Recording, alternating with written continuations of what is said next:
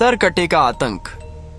एक छोटे से गांव का से जिसका नाम था कतुलिस्तीवा। ये गांव के लोग बहुत खुशहाल जीवन जीते थे, लेकिन फिर एक दिन सब कुछ बदल गया। गांव में रात के समय अजीब घटनाएं होने लगीं। पशु डर कर भागने लगे। धीरे धीरे गांव वालों को महसूस होने लगा कि कोई अनजानी परछाई अब गांव में मंडराने लगी है। एक रात गांव के उत्तर दिशा में बने एक घर से चीख की आवाज आई। लोग दौड़े, लेकिन जब वहां पहुंचे तो वहां केवल एक बच्चे की लाश मिली। उसके चेहरे पर भय की छाप थी, मानो वह मरते समय भी कुछ कहना चाहता हो। धीरे धीरे गांव में फैल गई एक भयानक अफवाह। एक सरकटा आदमी रात को गांव में आता है। वो हर रात किसी घर का दरवाजा खटखटाता है और जो बच्चा बाहर आता है वह फिर कभी नहीं लौटता। लोग इसे अंधविश्वास मानकर नजरअंदाज करने लगे, लेकिन फिर एक और बच्चा मारा गया, फिर एक और। अब यह सिलसिला हर रात का बन गया। हर रात जैसे ही घड़ी 12 बजती, गांव में सन्नाटा फैल जाता। हर घर का दरवाजा बंद कर दिया जाता। ठक ठक ठक ठक कोई जोर जोर से किसी घर का दरवाजा पीटता। उसके बाद बस चीख सुनाई देती और फिर सन्नाटा। सुबह गांव के चौराहे पर एक और मासूम की लाश पड़ी होती। गांव वालों का धैर्य अब टूट चुका था। एक सुबह वे सब मिलकर पास के थाना पहुंचे। उन्होंने इंस्पेक्टर रवि सिंह को सब कुछ बताया। इंस्पेक्टर ने पहले इसे मजाक समझा। अरे भूत वूत कुछ नहीं होते, किसी सिरफिरे कातिल का काम होगा। गांव वालों ने बच्चों की तस्वीरें, घटनाओं का क्रम और सबूत दिखाए। इंस्पेक्टर थोड़ा गंभीर हुआ और कहा, ठीक है, आज रात मैं खुद गाँव में पहरा दूंगा। अगर सच में कुछ है तो सामने आएगा। रात करीब 12:15 पर इंस्पेक्टर रवि गांव पहुंचा। गांव शांत था, मगर आसमान में काले बादल थे। हवा चल रही थी और हर तरफ डर का माहौल। तभी ठक ठक ठक ठक एक कच्चे घर का दरवाजा जोर से पीटा गया। इंस्पेक्टर ने अपनी बंदूक उठाई। अचानक एक परछाई सामने आई। बिना सिर वाला आदमी उसका वह सीधे इंस्पेक्टर की ओर बढ़ा। रुक जा, नहीं तो गोली मार दूंगा। इंस्पेक्टर चिल्लाया। धाएं धाएं। गोलियां चलीं, लेकिन परछाई हवा में गायब हो गई। इंस्पेक्टर को कुछ समझ नहीं आया कि वो कहाँ गया। तभी पीछे से